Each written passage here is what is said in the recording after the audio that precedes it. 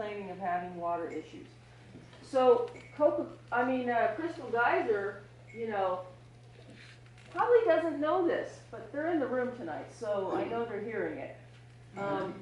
They probably don't understand that it's in the 2001 mitigations that they will truck up water from Mossbury Springs, 60 to 65% of their total water usage.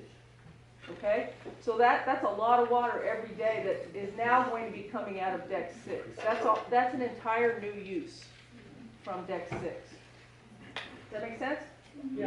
Okay. Thanks. Okay, so the hydrology report, is that Geneva? Who's doing the hydrology? That was hydraulic wastewater. I mean, the wastewater treatment plant? Geneva will Okay, let back. me bring up. So Geneva, Oman will be presenting on that as soon as I can bring up that. You probably should have told people your background a little bit, so then they'll. Oh, they don't want to. No. Okay. They can Google. Okay, so. Yeah, she's real smart. Hey, You're in front of the. you're in front of the screen there, darling.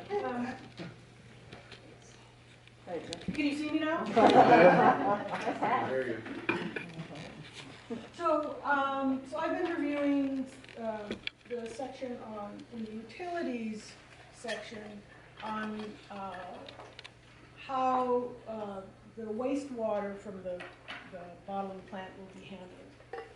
And they have presented, the draft DEIR presents 4 options for how wastewater from the plant will be handled. First of all, they define 3 discharge sources of wastewater. One is the domestic wastewater flows, and this is the toilets, the sinks, the bathrooms, the showers that the employees would be using. For all four options they proposed, that water would go to the city wastewater treatment plant. And I'm not going to comment more on that. That seems reasonable. So I'm not going to comment more on where their domestic wastewater flows. And they will all go to sanitary sewer. So they define 2 other sources, one that they call industrial process wastewater, and another that they call industrial rinse wastewater flows. And this is where we start to see some differences. So first of all, option 1, they would send all of this to the city wastewater treatment plant. Okay? Pretty simple. Yes. Yes. Option number 2, Well, they pay for it too. they would send both the domestic and the industrial process wastewater to the city sewer system. And what they call their industrial rinse wastewater flow would go to the on-site leach field. Can you tell everybody the differences between Yeah. the processed water and the rinse water? That's in the next slide. Oh, sorry, we'll have to wait. Okay, so with the leach field, this is water that is not treated. It's not necessarily pre-treated, but it just goes into the leach field. And with very porous soil under it, goes straight down into the water table, basically, to the underlying aquifer. Option 3, the industrial process rinse water would also go to the leach field. Okay, now here this is only for when they're bottling their sparkling and flavored sparkling waters. The rinse water still to the leach field. Now in option 4, they are proposing to install an on-site wastewater treatment system that would treat the industrial process water, and with that water they would send that water to irrigate some of the surrounding land. And this would be treat for all of their different products that they are making. They would be doing this. The rinse water would still go to this on-site leach field. Okay, so those are the 4 options. Next slide. Okay, so if we look at option number 1, this is where all of the effluent is going to go to the city wastewater treatment plant. It might be most desirable because the effluent would have to comply with state, local, and federal regulations. So that sounds pretty appropriate. It may also be the least feasible because the city system may not be able to handle all of the flows. I mean, they're talking about peak production days having 100,000 gallons per day going into the wastewater treatment system, which the city system probably is not going to be able to handle. The proposed mitigation is that Crystal Geyser would limit the effluent to 24,000 gallons per day. But can they really do this? If you have peak production days where you're producing 100,000 gallons, it's going to take you 4 days to get that into the sewer system. And what happens if you have several peak days of that quantity in a row? How many reservoir tanks would you have to install in order to accommodate that? And the draft DEIR really does not convince me that that's feasible. Next slide. So option number 2, they're saying the industrial rinse wastewater would go to the leach field. This again is water that's going to go down into the water table, down into the aquifer that is serving the surrounding neighborhood wells. And may also have an odor. It may. So what do they say is going to be in this rinse wastewater?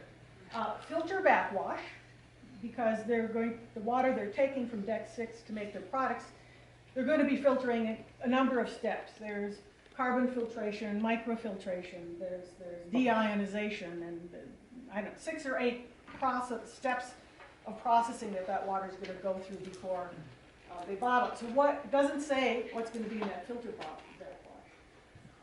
Supposedly this rinse includes bottle rinsing process water. Well, what's that? They keep saying they're not going to be using water to rinse the bottles. They're using a dry aseptic technique for this. It doesn't say what's going to be in this bottle rinsing processing water. Okay, and floor wash.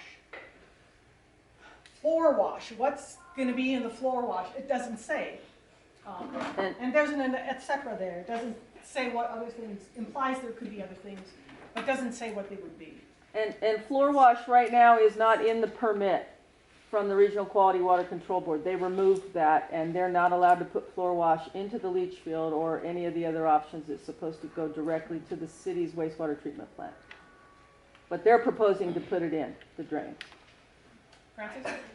The floor wash is what killed all the trout and insects in Gold Creek in 2009, 2010. Yeah, probably so. And just so we can get that, if we can't, because if we start doing in questions, we're never going to get through all of this. So if we could sort of save, unless there's some, save that till afterwards, we can. I hate to say that. So with option 3, industrial process water and the industrial rinse wastewater will go to the leach field. Okay? So what's in the industrial process water? They say cleaning agents from their clean and placed water, and the next slide we'll look at what that is, because they give us more information about what that is. They say boiler discharge. Again, no information about what might be in that water. They say coolant tanks. No information about what might be in that water. And there's another, et cetera, which implies other undefined constituents, okay? So we don't know what's in the boiler discharge, coolant tanks, or coolant tanks. So on the next slide, there's some information about what is going to be in their cleaning solutions.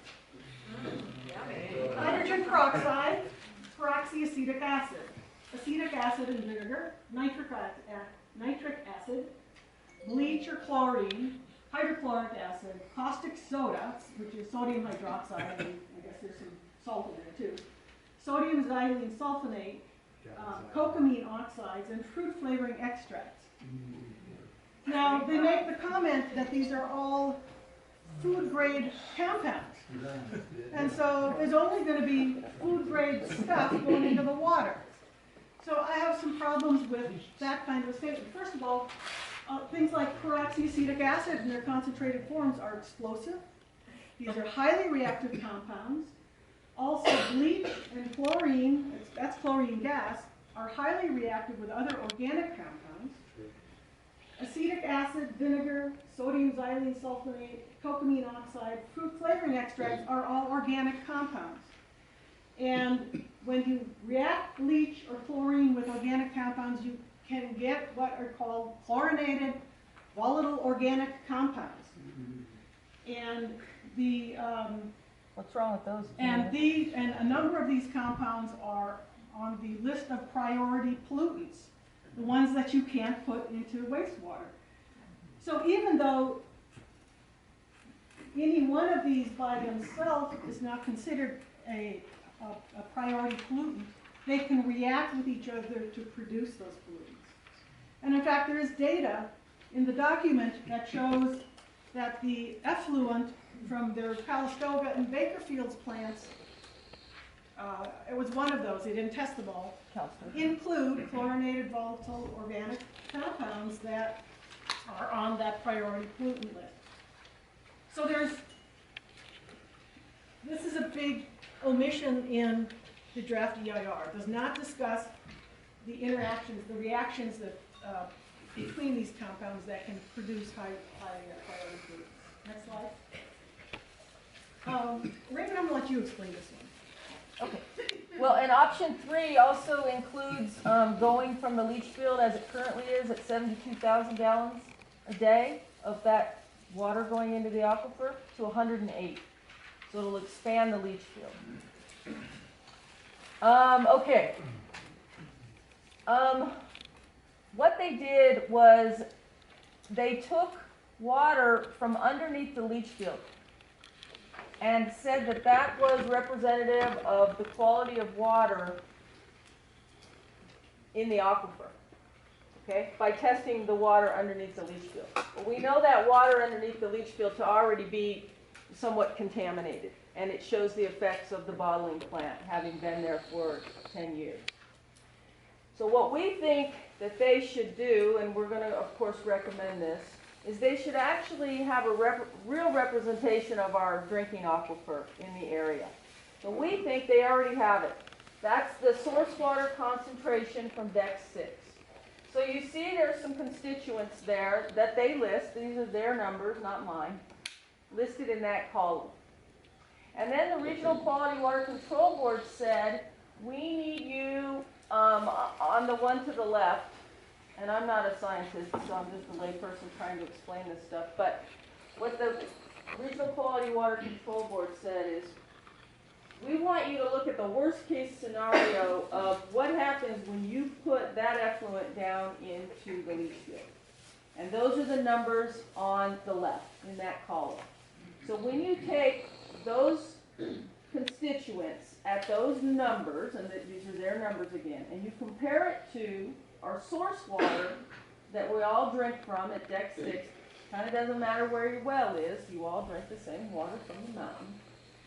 The increase in the constituents in total dissolved solids is 27%. The increase in the oxygen, chemical oxygen demand is actually infinite. It's a crazy number that the calculator can't do. Na is 116% increase from our drinking water. Sodium. Cl, chloride, right? Yeah. 973%. And SO4 is sulfate. Thank you. Essentially sulfuric acid. 949%. And then we don't know why they put boron in, but they did. But then there's an increase of 419% in boron. So when you compare our drinking water to what they'll be putting in, that's what we're looking at in terms of the percent changes in the quality of water. And basically what they're saying is they're going to be pumping that water into our aquifer, and they think it's okay for the rest of us to drink it. And I believe what they're saying is dilution is the solution. So they want to take our pure water and basically sully it, and then thank you very much, you can drink it. Okay, we'll continue on. So I want to look at option 4. They're proposing to treat, they're going to set up their own wastewater treatment system. They're going to treat the industrial process wastewater. And then they're going to, 60 months out of the year, during the dry season, they're going to irrigate about 12 acres of their surrounding land. They're saying as much as 100,000 gallons a day, which means as much as 20 million gallons per year. Million. In the wintertime, November through April, they would send all of that water to the leach field. besides the untreated rinse water, which will also be going to the leach field at 100 million gallons per, 100,000 gallons per day, which could be as much as 40 million gallons per day. So they're planning on dumping a lot of water on the surrounding area. Do we have that map that shows the leach field? What about, wasn't there So- snow on the leach field? That's during the winter. It's underground pipes. Oh. The irrigation will actually be on the land and sprayed. It's the east of the plant, on Ski Village Drive, the lot that goes east up to Mark Juarez's house. They're gonna spray there, and then they're gonna spray north of the plant, all along Raspberry Lane. Okay, so now, what the DER contends is that, yes, the leach field water will increase some of the constituents in the surrounding aquifer, but it will still be below the levels suitable for drinking water. And they're claiming that, the DER claims that the water that's going to come out of their wastewater treatment system is going to be very clean, pure water. In fact, that would be drinking water quality as well. So we can bottle it. However, Yeah, let them all in. you're ahead of me. It's on my next slide. They took your punchline. Nonetheless, there are federal and state anti-water degradation laws that are there to protect pristine waters from being degraded. So just because they say it's still going to be drinking water quality water, that does not mean it's going to satisfy these anti-degradation policies. That's my contention. Okay, next slide. So what are some alternatives that are not considered? Well, since they're saying this wastewater is so clean, why don't they recycle it? It's clean enough to use to make their beverages. It's clean enough to use to run through the boilers and the cooling towers that they're otherwise going to be pumping water out of the domestic well to supply. They could use it to flush toilets. There's a variety of ways that they could recycle this, what they're claiming is very clean water. That's why they can dump it into the aquifer. There's ways they could recycle that would keep it out of that aquifer, that would reduce the amount of water that they have to take out of that aquifer, that would reduce the amount of water that has to go into the city wastewater treatment plant. Many things that could be mitigated and problem solved by recycling some of their water. And I'll end. There we go. And then this is where, Keep going. Oh, back. There you go. this is where they plan to put in the wastewater irrigation system. They will be putting in 4 to 6 foot tall sprinkler heads over to the north here in this blue section, and then to the east in this sort of orange section here. Those would then have sprinkler systems operating, spraying their treated industrial effluent into the air and ground. So. And as you guys all know, that may look like it's just a bunch of bushes and stuff, but there are tons of homes up in there, right? Just to the north of that. Yeah. So those were our 2 longest reports. We're going to then, hopefully in the next 25 minutes, sort of go